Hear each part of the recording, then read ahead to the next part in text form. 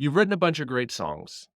You've been playing local shows and you're ready to get out on the road, but you simply don't know how to put together a tour.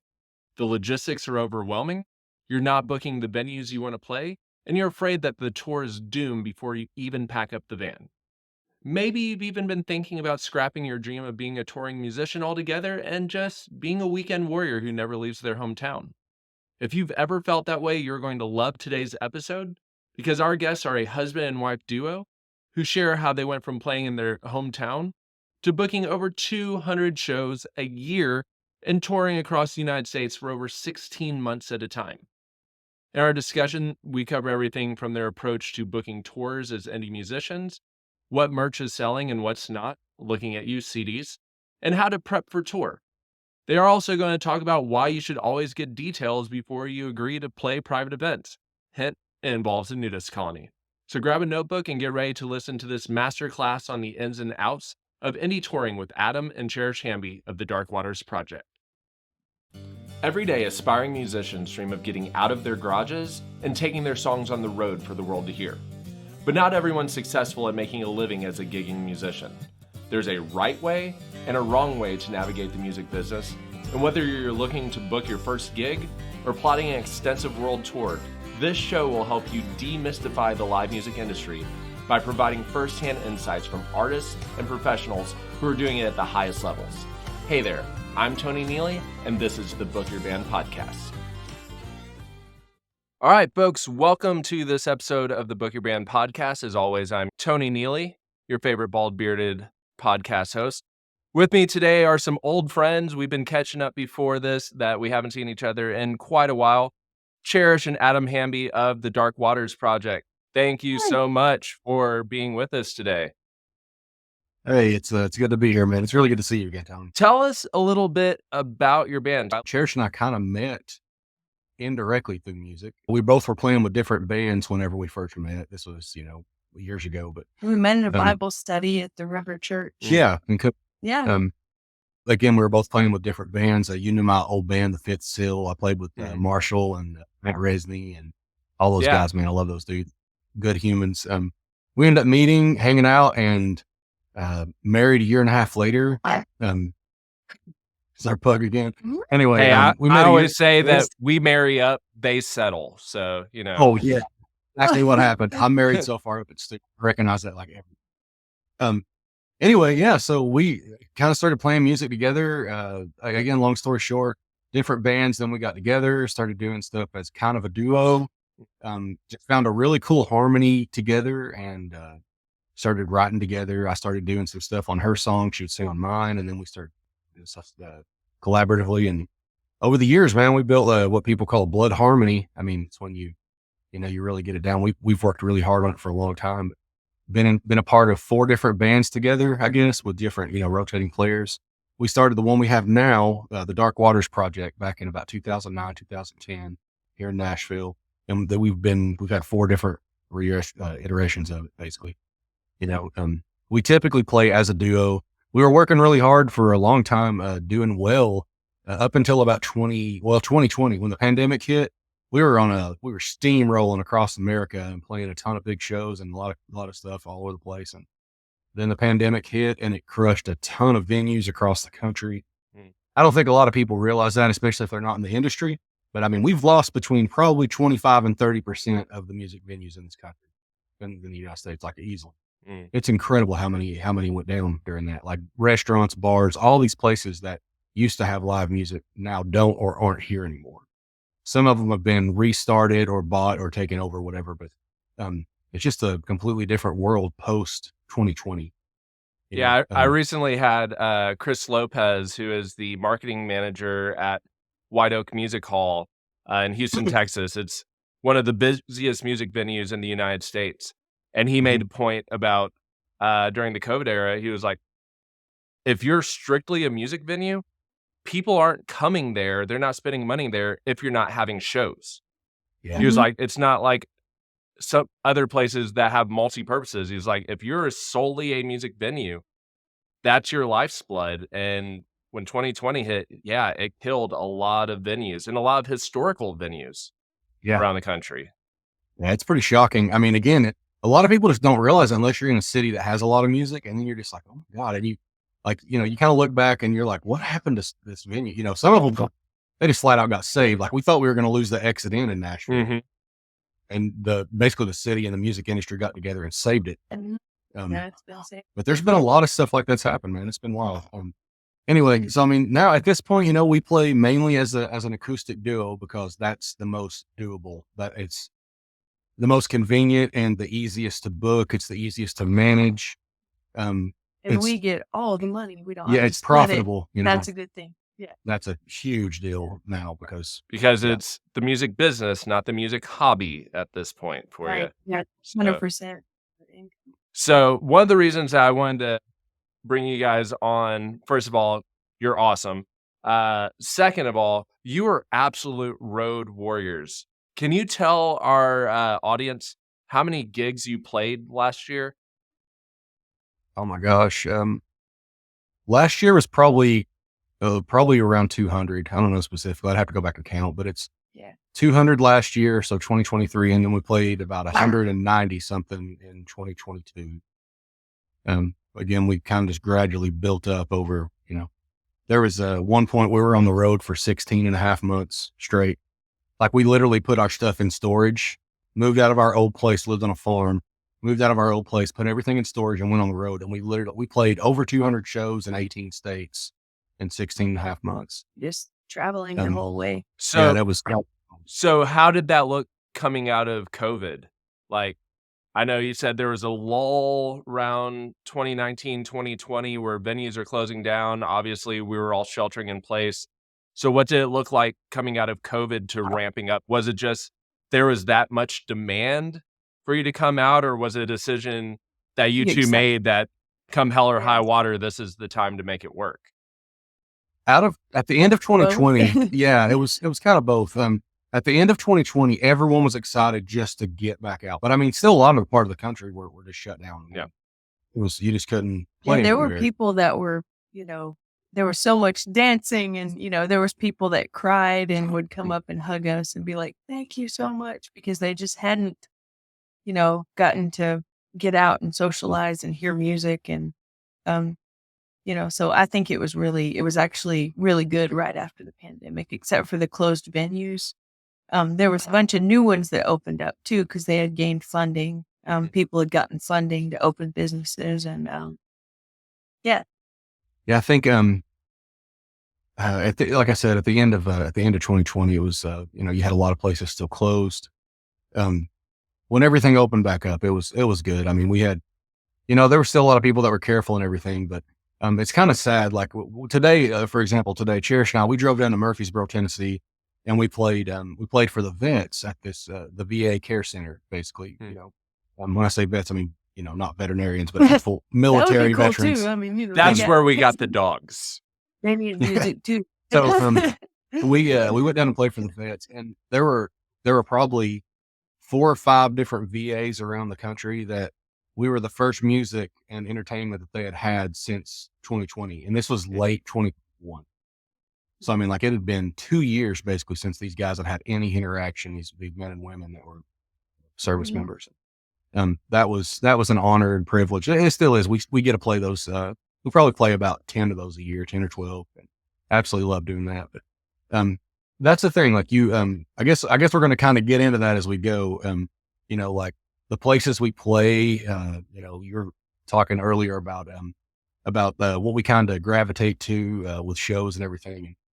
I can kind of just go through our process and kind of tell you how we do our booking and how we stay on the road like we do. So let's start with that, because I know you had told me that, you're playing around 200 shows a year, but you're doing 85 to 90% of the booking independently, not going through an agency. So walk us a little bit through your booking process. First off, like I'll try to build tour chains, and how we do this. And this is great for young artists. And I think this is probably the best way to do this for younger artists or independent artists. I mean, if you're on a label and they can put you on a tour van and you can, you got a driver and you're driving city to city, bouncing around, you're going from, I don't know, like Chicago to St. Louis, down to Nashville to Atlanta to Charlotte, all in, every day or every other day. In the circuit. If you can do that, that's awesome. If you aren't doing that and you're having to do everything yourself, you're not on a label and you want to get out and do this, what we typically do is we have friends all over the nation.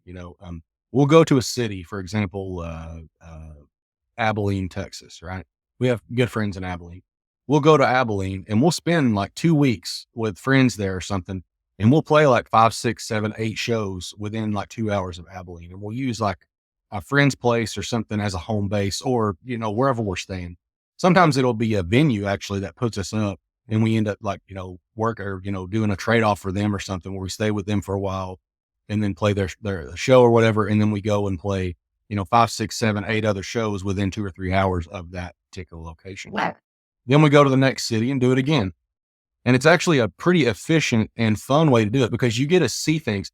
One thing that a lot of traveling artists will tell you is like when they travel around the country, a lot of times they get stuck playing shows. They get on a bus or they get in their van, they pile all their crap in, they drive to the city, they play their show, they put their crap in, drive to the next city, sleep for 4 hours, get up, play the next show. They're not ever going to see anything or do anything. We did that a couple of times back years ago and we're like, this sucks. Yeah. So we found a way that we're going to stay in a city at least for a week or so and then continue to, and you usually have 2 or 3 days where you can just kind of go out and see places and, get to know people and actually build relationships and connections with other venues, which is exactly what we did. So we kind of just plant ourselves in a city or an area for probably at least 7 days or 1 week to 2 weeks, roughly. Try to play like 5 to 8 shows in those 2 week period or whatever. And then we'll go to the next city and do it again. If we can't find stuff, we have 2.5 booking agents that kind of help us. One of them only books VAs. He books basically officers clubs and VAs. He's just a personal friend of ours. And a lot of people have some kind of weird little connection like that where they can play those kind of niche shows, Sometimes it'll be school events, which if you've got some kind of an ability to be able to get in, like to play for kids, man, oh my God, do that. If you do family friendly kind of stuff, kid friendly stuff, that's an awesome way to really, really connect with people and stuff. Is getting into those kind of circuits. Colleges, that's another great circuit. Anyway, so what we do is our friend that does the VAs, we'll hit him up if we have things connected there. We also have 2 other booking agents. One of them basically shotguns an entire area. What she does is like, if we're going to Denver, or say we're going to Denver in September, and we're going to be there from September 1st to September 19th. Find us what you can. She'll shotgun probably 1,000 venues, in the state, and just be like 30 that wrote back, and these are when the dates are open, and we build something from there. And then we have another booking agent that we work with, and I call her more of a sniper. So like if we're going to like, I don't know, like New Orleans, we'll be like, hey, we're going to be in New Orleans. We need to fill these 2 or 3 dates up. She will work her tail out, try to find us a show in those 2 or 3 dates, stuff that I can't find. So yeah, that's kind of how we do it. I mean, it's sounds simple, but it's not. When you're plotting out the cities, a couple questions there. Are you building your choice in cities like around anchor shows? Like, do you have a primary show book that's maybe a higher paying gig and then you're going to fill in around that one? Yeah, we'll try to play if we're in like a festival or something, or we're doing something like that, or just a big club or just anything. Sometimes it'll be a church, a bar. You never know. I mean, whatever the venue is, if you can hanker that down, get a really good payday out of it, and then kind of build things around it. 99% of the times that's a Friday, Saturday, Sunday show. Mostly Friday, Saturday, but there are a lot of Wednesday, Thursdays too. And we'll just build what we can around those 4 or 5 days, and then, kind of travel, do whatever we can, chill on, Monday, Tuesday, Wednesday. And it's effective. I mean, it's kept us on the road now for years. I mean, it really has. How far out in advance are you starting to book shows? Because I know a lot of venues post-COVID a lot of traditional venues are booking out 5-6 months in advance. So how far out are you starting to look at booking some of those major anchor shows right now? We have shows all the way till December right now. Okay. So or to the end of the year. I mean, only a couple in November and December, but I mean, like, yeah, that's the thing. Like, you kind of have to get into those earlier, especially the bigger ones. It's tough. It's hard to get into the bigger ones because, I mean, there's so much demand for them. But I mean, you can make a living. Like, we know other singer-songwriters and friends of ours that just play coffee shops and small bars and stuff like that, and they make great money. I know people that literally only play house concerts and make 6 figures. Oh, 6 house figures. concerts are awesome. Crazy. Yeah, Well, I we mean, do what concert. Derek Webb, who's a musical hero of mine and my dream guest to have on the show, he's pretty much gone to exclusively playing house shows. I mean, of course, Caedmon's just had their reunion, played a few nights, sold out at the Ryman, but then a couple nights later, he was playing in somebody's living room in, Muncie, Indiana or whatever. Yeah. And he he has said that, it gives him, first of all, a lot more interaction with fans, and he's playing in places where people actively are coming for the sole purpose of hearing him sing and play. And Yeah. he's still he even launched a course on being a middle class musician, and one of the anchors of that is playing house shows. Yeah. Mhm. They're really profitable. The major problem with them is like if you're getting into house concert like circuits, some of them are booked 2 or 3 years in Mhm. advance. I'm not like some of them are literally 2 years in advance. And it's extremely difficult to get into those unless you have some kind of clout. You've written massive songs like, Garth's cut one of your songs or something. Like it's really difficult to get into those. An easier way for a lot of younger artists is like if you have friends that just have like a place that's good for that, like a home that would, seat 30, 40, 50 people comfortably, or have a really cool backyard or a really cool setting. Talk to them about doing that. Be like, hey, invite 50 of your friends to come over and we'll hang out. We'll have a party. We'll play music for them. That is one of the best ways to do those. We've done numerous of those over the years. Those house concerts where you just kind of get some friends together and they bring 30 people or 40 people and you have like an awesome event. It's great for songwriters because people love to support that. Hey there, I hope you're loving this episode so far and are getting some really helpful tips to build your career as a live musician. If you're a musician who's new to the live music industry and you're looking for step by step assistance to help you book your first paying gigs, then you're going to love my 5-day Garage to Stage crash course. In this free online course, we cover my Perform framework that will tell you everything you need to know to get started booking gigs, including how to start making contacts in the live music industry, how to put together an EPK, how to contact talent buyers, what to do the day of your gig, and how to keep your momentum going after your encore. To sign up, just go to my website at www.bookyourbandpodcast.com and fill out the short registration form. Again, this is a 100% free training, but spaces are limited, so sign up today. Thanks so much. Now back to the show. When you are reaching out to these venues, are you primarily cold calling, cold emailing? Are you sending out EPKs? What does that initial contact normally look like? Well, at this point, it's most of our shows are word of mouth at this point. Like, because when we break into a new city, we'll typically like go, like I said, for like a week, and we'll play like 3 or 4 shows, 3 or 4 venues that we usually try to find other artists that have connected us to them. For example, like we're going to be playing in Tulsa with a friend of ours just next month in April, and we basically are connecting to some of the shows through him. So Mm. other artists and stuff, it does not hurt to ever. I mean, networking is one of the best things that you can do as an independent artist. I mean, just get to know other bands, talk to them, ask them like, hey, if you're going through like Atlanta, it's like, are there any cities close to Atlanta or shows that you can kind of connect us with? Most of the time, if somebody wrote us and asked us if we're in the cities that we're in, I would give them that information in a heartbeat, especially if it was a friend, another musician that we know. We've done that so many times. It's crazy. That's kind of how it works with us. Like we'll go to a city and a lot of times, like when we play in a venue, we'll have people just come up to us during the show, after the show, and they'll just be like, oh my God, I love what you guys did. Have you ever heard of so-and-so bar down the road or this venue or whatever, the Frog Pond, whatever? And we're like, no, well, you got the contact information. Half the time they'll email us or text us immediately, be like, hey, yeah, this is it. Check it out. This is who owns it, blah, blah, blah.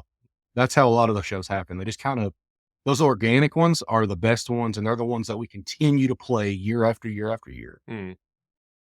Let's talk about how you're actually generating income. You're Mhm. playing 200 gigs a year, and I know that you're playing everything from VAs to traditional ticketed venues to brunches to, bars. Are the majority of your income coming from guarantees? Are they doors plus tips? How are you generating most of your income on the road?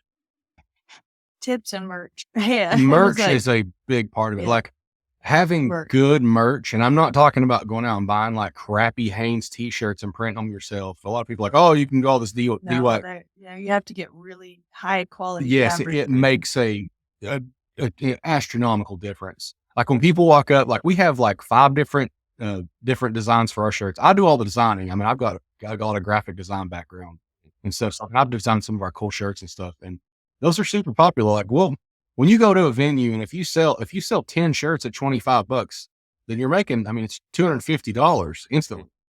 You know what I mean? So, I mean, like if you got a guarantee of $400, $500, $600, whatever your is, whatever the size of the venue, like that's the thing. Like we have kind of a chart, so if we're playing like a small venue that seats like, less than 100 people, then, and if we're bringing the PA, there's a ton of different things that go into it.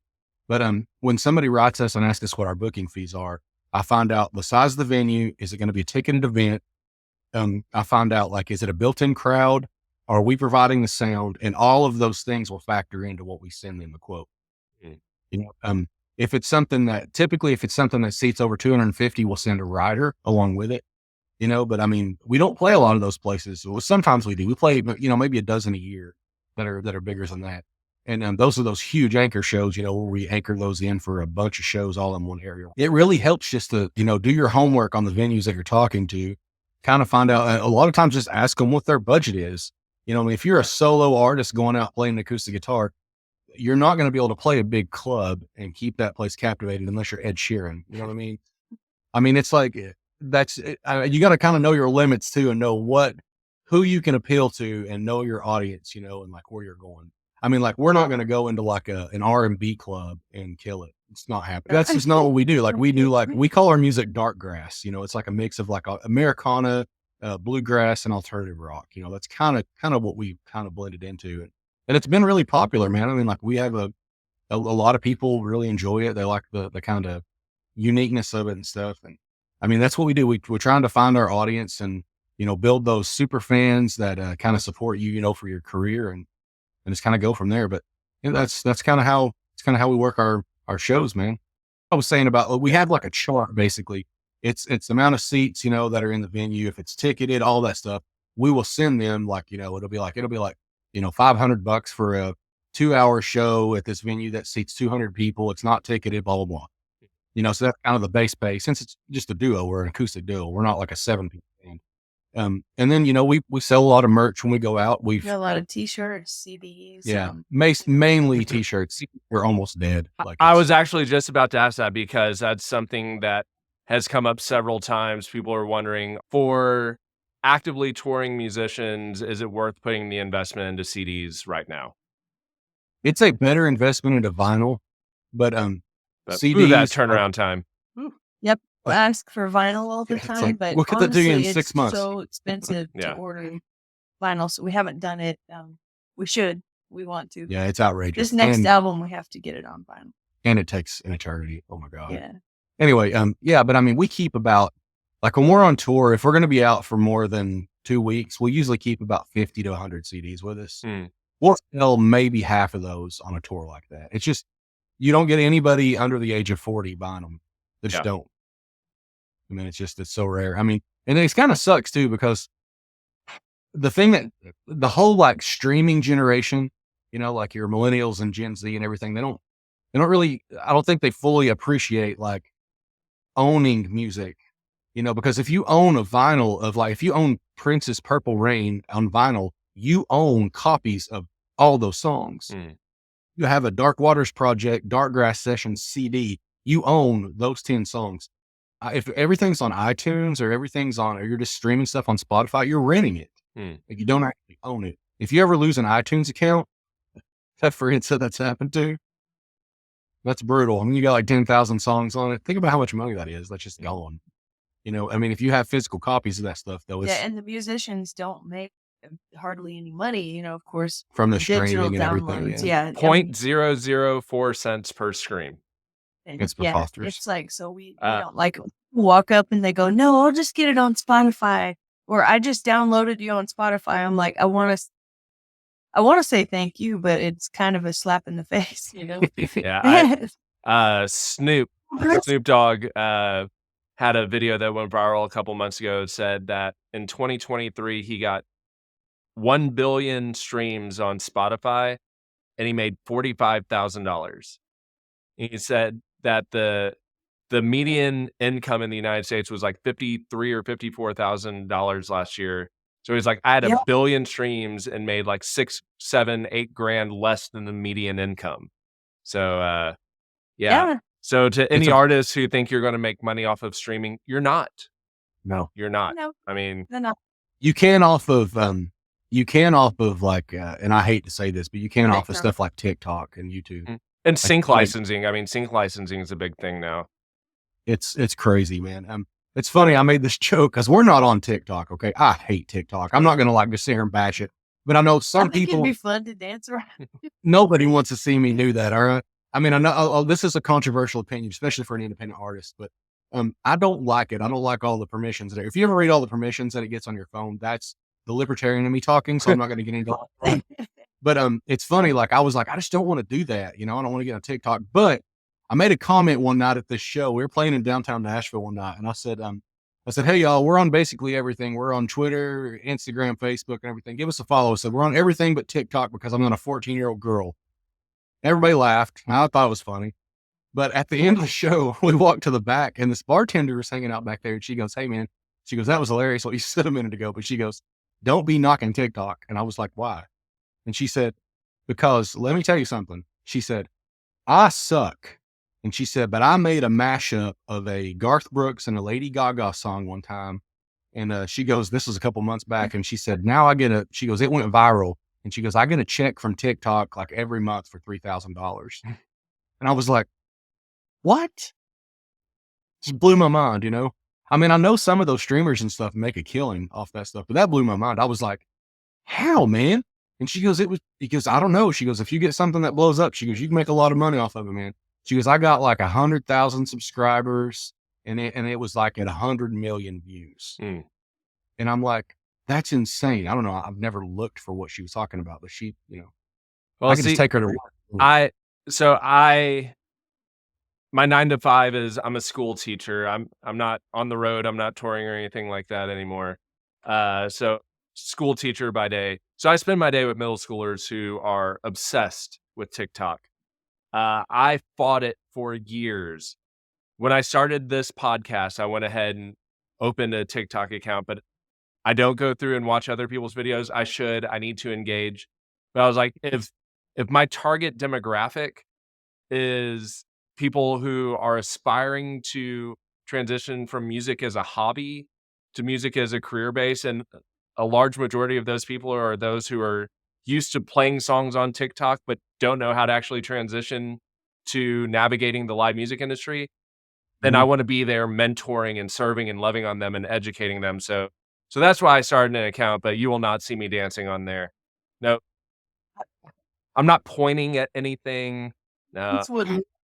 Yeah, they would probably. be so happy. They'd be So, like, again, I'm not Right. against it personally, Yeah. except for me, but other people, I don't care. Anybody can do whatever the heck they want as long as it's not screwing around my life. So how are you developing your audiences? Because you're playing a lot of shows, you're generating, you said a lot of it's coming from word of mouth. So how are you actively seeking to build your audience, and what strategies are you using that's working for doing that? I know this is going to sound like really OG, but email lists. Hey, It's crazy. not knocking Email- email lists. That is It life's is still blood. the most effective and efficient way to reach fans. It is. Mm. I mean, because it's not the only thing you're dealing with is spam filters. You're not dealing with algorithms. Mm. Algorithms, are the devil. Like they're so bad. Yeah. Like it's crazy. Like, I mean, we love, there's a lot of like YouTube channels that we love and watch and stuff. And you hear a lot about that. I mean, like if you don't figure out how to work the algorithm, you don't get that interaction with people, the likes, the shares, the comments, blah, blah, blah. Then you just don't get the traction. Facebook is notorious for it. I remember, back like 12, 15 years ago, Facebook was spectacular for music. Mm. Like awesome. If you had 100,000 people that were following you on Facebook and you put out a video or a comment or anything, 100,000 people saw it.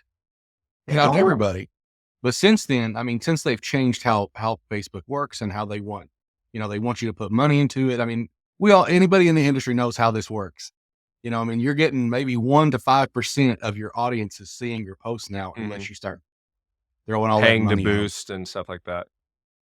Yeah, and there's a lot of, it's funny, man, there's a lot of really powerful videos going out there about how a lot of that stuff, it doesn't even necessarily work, you know?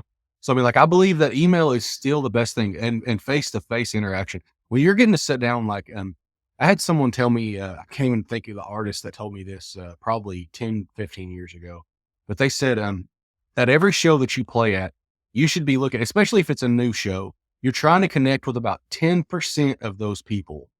So, cause you're not going to get a whole room. I mean, like, unless they came to specifically see you. So it's like, if you're up at a new bar that you've never played at, or a new club or a new venue, whatever, if you never played there, try to connect with that 10% of those people, talk to the people in the front, get to know them, cut up with them, draw those people in. He goes, that interaction will make those lifelong fans. And it does make a difference. Like, we've had people over the years, man, we still have people that saw us 10, 12 years ago that we had conversations with at some random place in Memphis or something that still follow us. And it's because we took the time to talk to them. And some will fly across the country just to see us. Like, some people flew from Wisconsin and came to Cookeville to see us play a show there. And we were like, are you kidding me? And then from Oklahoma to Colorado, people drove all Michigan the way. to Florida. And we were like, are you serious? And It's it was crazy. just having those personal connections, having conversations, and, The reoccurring theme of this show, every single artist that's been on it, especially as an indie musician, it's social capital. It's not what you know, it's who you know. And building those relationships, like you said, they're going to allow you to build those tour chains. They're going to get your foot in the door at venues. They're going to help you build your audience. I am curious, though, because I found getting likes and follows and subscriptions on social media is a heck of a lot easier than getting somebody to be vulnerable enough to give you their email. That's what we all want.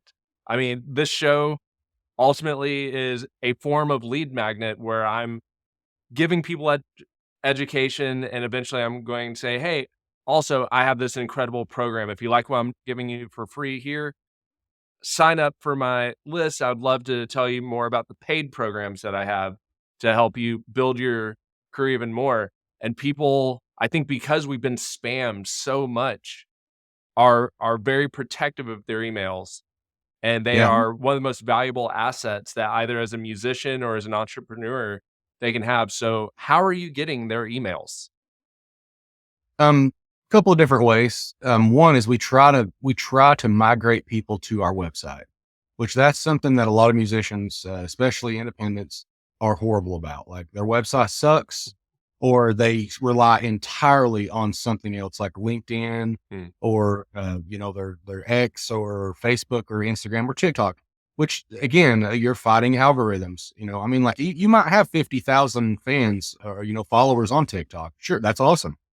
But I mean, are those people going to come to your live shows? Which, again, is that's where your interaction is. That's where, like, where our money is. I mean, I know, like I said, there's some people that they'll get viral videos and make a killing, which is awesome. Yeah. Not knocking that, whatever gets you from A to B or A to Z or whatever. But, yeah, man, I mean, we basically just connect with people, try to get them to our website. Cause as soon as you go to our website, a little pop-up jumps up and says, hey, you want to sign up for our email list? You can hit X and then go through the rest of the website. If not, you put it in, let you into the website. We do like contests sometimes at our shows. We'll be like, hey, send an email to this email, or put your email in here, or go to our website or whatever and put your email in. And the fifth person will give like this cool sticker to, that kind of stuff. And it's surprising how often people be like, all right, that's cool. We're actually working with some other people about getting other software and cool little widgets and stuff integrated into our website and into other things, so we can try to get better email connection. Cause I mean, it's a really big deal. I mean, it makes a huge difference to have that connection, because if somebody signs up for an email, they're making that choice. I mean, they are deciding to connect you to their world, or connect their world to you. And, and we hold that sacred too. Like, man, we send from our email list, we send out like 2 or 3 emails per year. Like, we're going to be doing more now, but I mean, for the last couple of years, we've not been spamming people. We're not sending out one every other day or something. Like, I think 1 or 2 a month, maybe 3 a month is probably a good threshold. Mm. Because, like, honestly, what are you doing to be able to send out an email every other day or 3 times a week or twice a week even Mm. in a music career? I mean, like, we play shows, we write songs, we have tours that we put up, we have news that breaks, but I mean, it's not an everyday occurrence. You know what I mean? Mm. So, I mean, like, we're not releasing a song every week. Nobody does that, And so I'm saying, like, I think it's weird. Anyway, but yeah, like, so I think it makes sense to like have kind of a steady flow of trying, keeping connected to people and not overdoing it. Awesome. So let's switch gears a little bit. You guys are on the road a lot. And, I think this is a good opportunity to share a realistic job preview for people, because we all have this idea that whatever your dream job is, that is just sunshine and rainbows 24/7. It's amazing. Like, I'm going to go be a video game designer and I'm going to get to play video games all day. It's like, no, you're not. Or I'm going to be a musician. It's just going to be partying and girls and money everywhere. It's like, I'm not. You've never had to lug road cases out of a 100 cap room at 3 o'clock in the morning in some shady alley. So can you tell us a little bit about like what the day-to-day life for a touring musician in 2024? First of all, like, preparing for a tour, and trying to pack and get everything ready. And, like, we'll pass through 3 different climates, in a week's time. And, we'll be trying to get everything together for that, for all those different places. And, gosh, I don't know. We spend just so much time on the road, like, spending a lot of time in the car, trying to keep yourself pacified in between shows, and making sure you have all your equipment up, ready to go, your instruments tuned, whatnot, It's just, I don't know. It's a lot of He's better prep. at talking. Yeah. It's a lot of prep. Yeah. There's a And lot then of preparing. Then there's a tremendous amount of downtime. Yeah. I mean, even if you're playing every You can go night for fishing, 7 nights in a row, your shows might be Go between an fishing. hour and a half. Or you Yeah. might be playing like part of in some club or something in East Nashville. You might get a 45-minute set because there's 5 other bands playing that night. You know what I mean? So then, like, okay, you're there for 3, 4, 5 hours. You pack all your stuff up. You might get some sleep a little bit, and you have to drive to the next town. There's so much downtime in between. It's weird. Like, some people, I've met like a lot of artists over the years. Like, we met like War and Treaty, talked to them about it. I talked to Birds of Chicago, a bunch of these other bands. And like, I remember talking to one of the singers from the Birds of Chicago. Had a great conversation with her one time years ago back in East Nashville. And she was telling me, like, I said, I don't like going out more than like a month or so at a time. Like, I don't like that. And I then like, we did 16. I said personally, I like to go and like, we'll travel and like I said, we'll go to like Austin. Well, we've never played in Austin, but we'll go to Austin, spend 2 weeks there. And then we'll drive all the way up to Oklahoma City and we'll spend 2 weeks there and come home. So we'll go out for a month, 3, 4 weeks, come home for a couple of weeks, kind of chill out, go back out and do it again, do 2, 3, 4 weeks, come back home for a couple of weeks, chill out, and just do that all through the year. And that way you're not like constantly gone, and you feel like you're kind of floating out there. And then she told me the exact opposite. She said, that's not what we do. She goes, I hit my stride at like week 6. She goes, we'll go out for, 12, 14, 16 weeks at a time and then come back home. And Kind of how I feel, Yeah. Once we're out, I hit a stride and I feel like, okay, this is the way it is, waking up in a different city every day, you know, and it's kind of fun, kind of exciting. Sometimes it can be stressful, but we live on a different schedule. Musicians do. You end up, of course, sleeping till noon or 1 o'clock, which is very standard for a career musician. if you're playing late shows, If you perform and you play late shows or you tour and you're always in a different time zone, you're always somewhere else. You just kind of, you shut down at a different time. And of course, you have a lot of downtime to make friends and, and prepare for the next gig sometimes, Well, other times. And you Yeah. guys have the added benefit of traveling with your spouse. Mhm. I'm And sure that, if I'll have to be away yeah, from not having to be away from family as long and stuff like that, because I know a lot of my yeah. friends are road warriors as well. Mhm. They'll be on the road in, like, month 2, they're just like, "I just wanna go put my kids to bed." Right. This is awesome. I'm playing cool venues and getting music out there and stuff, but I wanna go to my kid's soccer game. And so I think it's so great that you 2 have, the dream setup because there's so many musicians that are like, I want, you know, if they say, my spouse and I, we're both artists, we wanna be able to do this. Can you maybe speak to people that are in that position that are hearing your story and they're like, "That's what I want our life to look like." What are some tips that you could give for being successful as a touring act as a married couple? Like, like I was gonna say personally, there being a balance. There has to be a balance, and there is with us for sure. But like he handles all the booking and all the business side. If we both did that, there could be contention. There could be fights, but we don't do that. He handles that side. You know, I handle some of the personal side. You know, Mm. and it's just I don't know, being a married couple doing it. I think it's actually great. There's nothing about it that you know that's wrong. You know, Yeah, I think it's so the biggest thing I think is communication and like mhm. and yeah, just communication. I mean, Yeah, like with us, like we talk all the time. We're in the car constantly. yeah.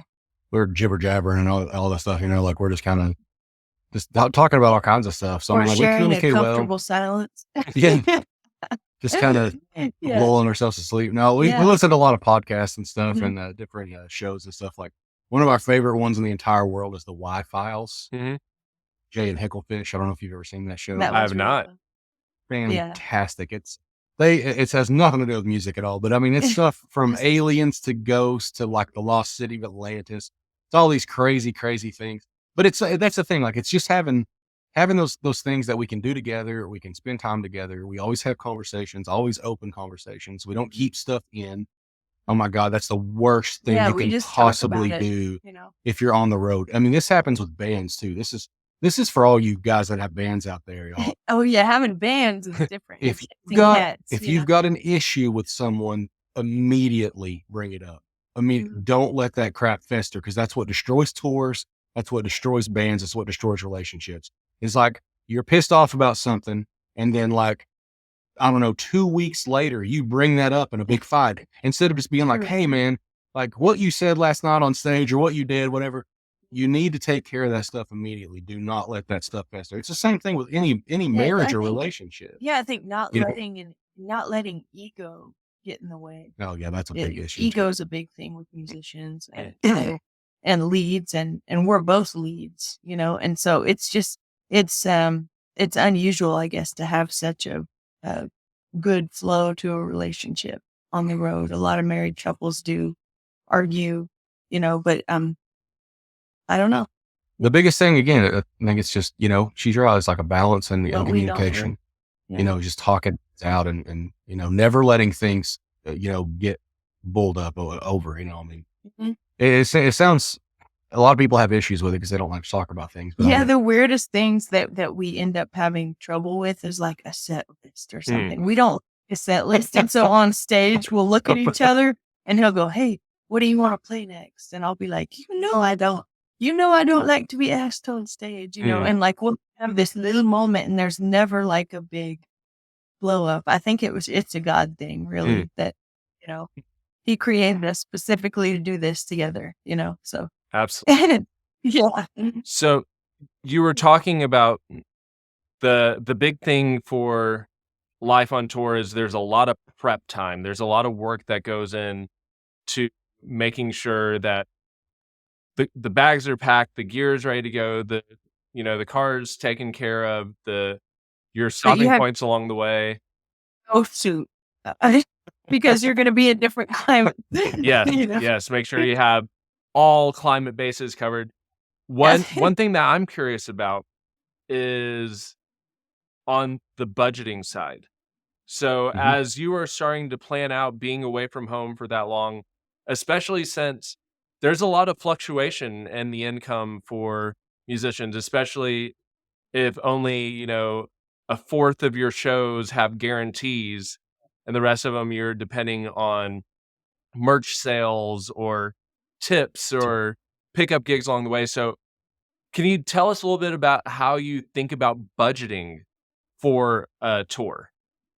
Well, first off, don't ever, my God, ever go on a tour where only a quarter of your shows are guaranteed. Yeah. Yeah, we always Don't all ever our do show, that. like pretty Like, much we have all of our probably shows are guaranteed. pretty close, like probably 90 to 95% would have some sort of guarantee. And if you're not getting a guarantee from like the venue's not going to pay you, X amount of dollars for playing that night, and you're not certain about tickets, then get a percentage of the bar, because then it puts the onus kind of on the artist to be like, hey, make sure you tip your bartender, make sure you get as many drinks you can, blah, blah, blah, whatever. But whatever place you're working, find out, get a pretty good idea of what your base case pay is going to be anyway.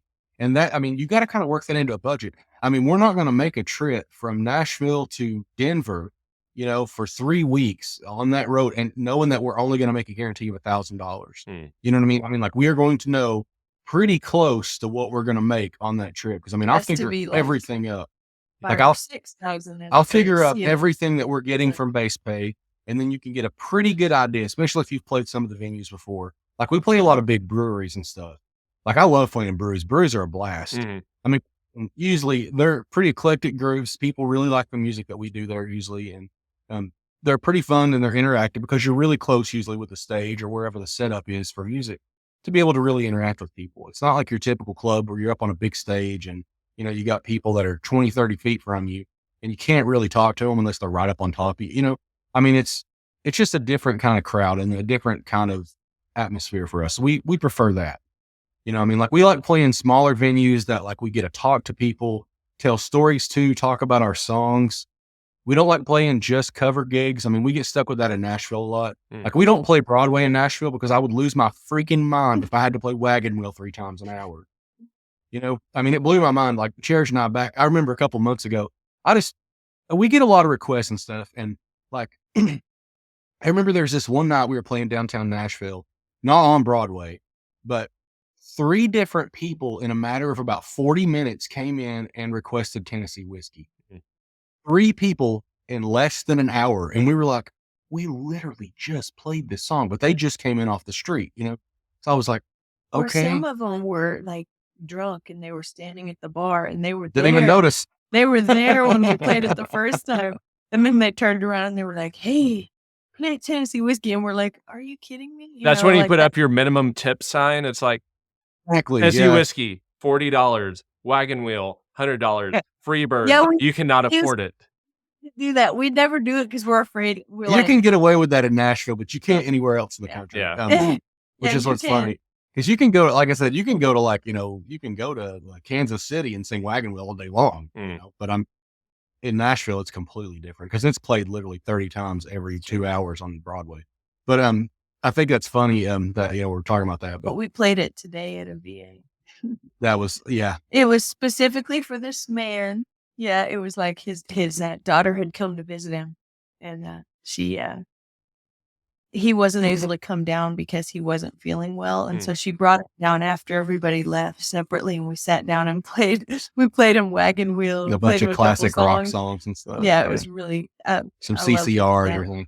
Anyway, Off the subject, but Back on the budgeting. So you kind of have a general ballpark of what your base rate's going to be for that run. Then are you giving yourselves like a per diem along the way? How are you kind of mapping out if you know you have X amount of money, you're going to be on the road for 3 weeks? How are you plotting out your budget? if we're staying somewhere for a prolonged amount of time, like if we stay with a friend for a week, we'll just go get some groceries and get a pretty good idea of what we're going to do, So maybe we know it's going to cost us, under $120 in groceries to stay there for a week. We typically have a separate credit card that we use for gas. and we use just that card the entire time, for just gas. That's all it does. And then when we get home, we'll pay it. It's really good way to be able to keep up with exactly how much you're spending You can on write travel. it off. You can write Yeah. it. I mean, yeah, there's, Well, I was Yeah. going to ask, are you guys registered as an LLC or how are We you used to- registered? we're not anymore. Now we're just a sole proprietor, Okay. I guess. Yeah. We did have an LLC for a number of years, but we just let that dissolve a couple of years back. Honestly, it wasn't really worth it, at the time. But yeah, man, that's pretty much it. We have a good idea of what we're going to make. We know how much we can spend per week on amenities and food. And then we know we have a pretty good idea. I'm usually within a couple of $100 of what we're going to bring home. Hmm. I mean, like, it'll wildly fluctuate depending on what kind of venues you're playing. If they're ticketed events, you might be going to a place to where, you've played 2 or 3 times before. So the 20 or 30 friends, that are coming to the show might bring 20 or 30 more, but you don't know, so then on top of the 30, 40, 50, 60 people that are already going to be there, you can only guesstimate about some of that stuff. You know what I mean? But I mean, like, a lot of the guarantees and stuff is like, hey, we know we're playing this 2-hour gig for $450. Like, that's going into the, we know how much each one is going to be. Mhm. So, I mean, like, that's kind of the crux of it. That's what we have a pretty good idea of what we're going to do, and, what we're bringing home every month, or every tour. So you guys have been on the road for a long time. You don't have 9 to 5s. You are full-time gigging musicians. And I think that's the place where a lot of my audience hopes to be. And I'm sure, Murphy's Law, anything that can go wrong will go wrong. So I'm wondering, what are maybe some lessons that you two have had to learn the hard way that you can share some wisdom to maybe help other musicians keep from making those mistakes as they're starting to launch their own careers as touring musicians? Number one, and the most important. I know what you're going to say. I don't know. What do you think I would say? That if somebody asks you to play a private event and they won't disclose to you what the event is. You And played we're a not gonna nudist tell- colony, didn't you? Just go ahead and say it. You played a nudist colony. Kinda, not Thanks. really, sort of in that same vein, but Always get It's- details. always get details because we didn't, and we signed a contract to perform at a venue, and we showed up, and it was something against the grain of who we are, and we had signed a contract, so we had to follow through. That wasn't what I was So going to you say. have to, Right? I mean, Yeah, that's good. you have to go ahead and see if it lines up with your morals or who you are or what you're about. And if you just agree to it in general, 'cause, I Yeah. mean, they might Yeah. ask for some weird. I mean, like, we send out, like I said, if we play venues that have like more than 250 seats, we send Yeah. out a rider every time. Yeah, our booking know- agent legit reached out and said that she had a nudist colony that was booking musical acts, and it was so funny. One of the artists that's on our roster wrote and said, "Do we have to be naked too?" So, And she said, "You can wear your clothes," and they were like, "We'll do it then," So, And so, like, but I we threw didn't- that out there because I had some friends that got That's booked to ins- play at one, and they were all Yeah. fighting over who was going to get to be the drummer that night. behind the thing. Yeah, they That's were like, fantastic. "Yeah, will you play with nudist colony?" And we're like, "Well, do we have to be?" I was like, some things can't be unseen. Yeah. I'm sorry. All right, There so you Anyway, so Cherish's first tip is get the details. Know all the details. All right, let's keep Get going. details. Other words of wisdom. especially if there's something shady, like they're not Don't 100%, sign the they're not contract, disclosing there you go. 100%. You'd be like, wait a minute, what? That's a red flag instantly. Be like, what is this about? Anyway, no, Yeah, another that was so funny. extremely important thing is if you are traveling yourself, like if you're driving everywhere you go, which a lot of independent artists do, Hmm. they'll have a van or a bus, whatever. We typically travel with we have a big Ford Edge, and then we have a smaller Ford Focus hatchback. I mean, the hatchback gets like 36, 37 miles a gallon. So we'll load that sucker down with our stuff and go depending on what all we need for the tour. If it's just the two of us, I mean, we can fit 4 12-inch JBLs, a 16-channel Yamaha mixing board, 2 or 3 instruments, usually 2 guitars and a mandolin, 2 or 3 overnight bags, everything in the back of that hatchback when you take out the seats. Hmm. That's fantastic. So, I mean, like, we're paying, we're getting 35, 36 miles per gallon on that little car. And it can also take flex fuel. So, I mean, like, even if you get in a place where there's some weird fuel thing happening, flex fuel, only like 15% of vehicles can take it. So you have that. I say all that to say this: make sure that your vehicle is in incredible running condition, and always, That's the always, situation. always have AAA Mm. or some form of that. My God, you will not believe how many times that has been an issue. Like you're stuck on the side of the road because you ran over some nails or something, or a board and exploded your tire, pouring the rain. You know, you can't pull all of your equipment out because Yeah. your spare is underneath, like, you know, $10,000 worth of Or you're in equipment. Kansas, or You know? you're in New Mexico in a hailstorm or something. You know, Yeah, there's just like something crazy. something happens, So and yeah, you're always stuck. have that covered. Have a very reliable vehicle they take care of, and have some form of AAA or something to take care of that. I mean, that is if you're a touring artist, that is paramount. And that's for anybody with a bus, anything. Whatever you have, make sure that stuff is taken care of. And, you know, check your equipment and stuff. I mean, like, that's a big deal. Like, you know, when you're this is part of the prep work though, you know, for when you're going out, you know, check all your electronics and your amps and everything, you know. I mean, a lot of this is all common sense stuff for most people, but newer artists, especially if you're trying to transition from going to where you've never played really any live shows to where you're going to do live venues, you know. But I mean, again, we have kind of a niche crowd and a niche kind of job because, you know, we're independent. We do a vast majority of our own booking. This is all like, you know, DIY, like everything is, or DIY. Yeah, good Lord, DIY. Get the DIY. acronym. Do it yourself. Yeah. That's I what mean, I was like, do it yourself. It yourself. or do yourself Yeah. bits.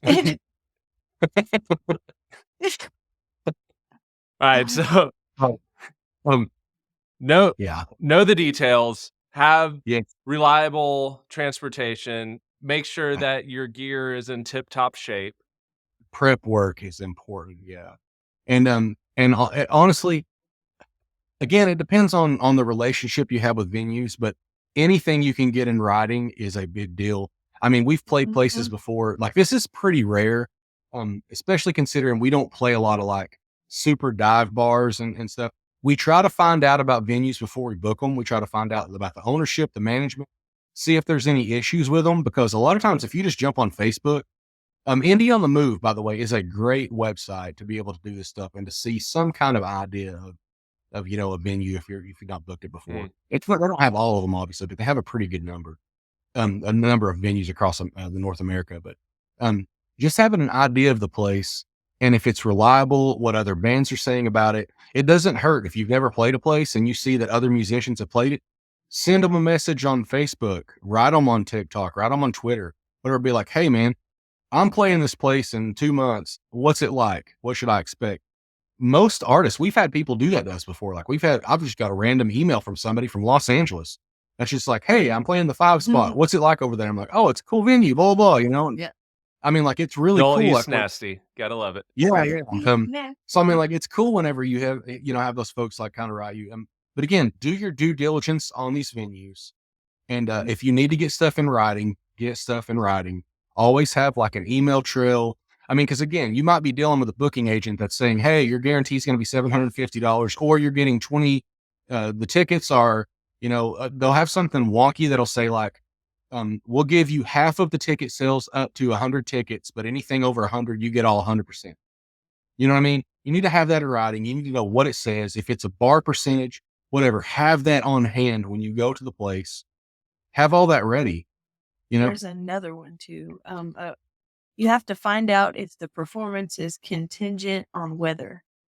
If it's going to rain, and they're expecting you to play outside, a lot of these places will still think you're going to play out there with your expensive equipment, and you're going to stand under a little tiny thing. They don't, you know, you have to make them agree to provide you with adequate coverage, you know, like a large tent, or That's find out part of- where you're going to play, and if it's contingent on weather, and there's or are they going to pay you anyway if the performance gets canceled on their part. You know, you have to like. We've had that happen a few times. That's kind of part of like the due diligence Yeah. and the Yeah. having contracts and stuff. It doesn't hurt, like, and especially if you're a newer artist, have some. You can get some of them you could find online. I don't really recommend those. I would find a lawyer that can write you up a little kind of a rider contract. You send to venues and be like, hey, this is for my protection and for your protection. I am telling you right now with this contract that I'm going to be there on April 12th or whatever, and I'm going to play for 1 hour and 45 minutes. This is how much you're agreeing to pay me. This is what I am agreeing to do for you. Get that stuff. That protects you. Yeah, Oh my there are God. so many places that'll be like, yeah, we were going to pay you this, but, and they'll, just slip you a check folded and it'll be for less. Mm-hmm. We've had it happen numerous times. And that's the thing. Like, Yeah. there are shady really characters out tricky. there. So yeah, protect yourself. If you can get contracts, do that. Just get something in writing, because again, there occasionally you'll run into places to where a manager or somebody that wasn't there during the negotiation, and you say like, oh no, actually our guarantee was $500, and they're like, well no, it's only $300, and you're like, whoa. You're like, no, we drove like 500 miles. You know to what I get mean? Here, Yeah. Something like that happens yeah. so often. If you don't have a text message or you don't have an email or some kind of a contract rider written up, that can be a problem. So I mean, like I said, just protect yourself, do your due diligence, know what you're playing, and and what's to be expected of you, and what you are expecting from the venues that you're going to, especially for young artists, new artists. Guys, wealth of knowledge, wealth of information. As we're wrapping up here, where can we find you online? Where can we follow you? Obviously, TikTok is out, but where flat out, Adam is not dancing. I know you said you try to drive people to your website, so tell us your link and where we can sign up for that awesome mailing list, and where we can also follow you on socials. Yeah. The website is Dark Waters with an S, darkwatersmusic.com. Darkwatersmusic.com. And it has basically everything on it. It connects us to our X account. You go to Instagram, our YouTube channel, and our Facebook, I think.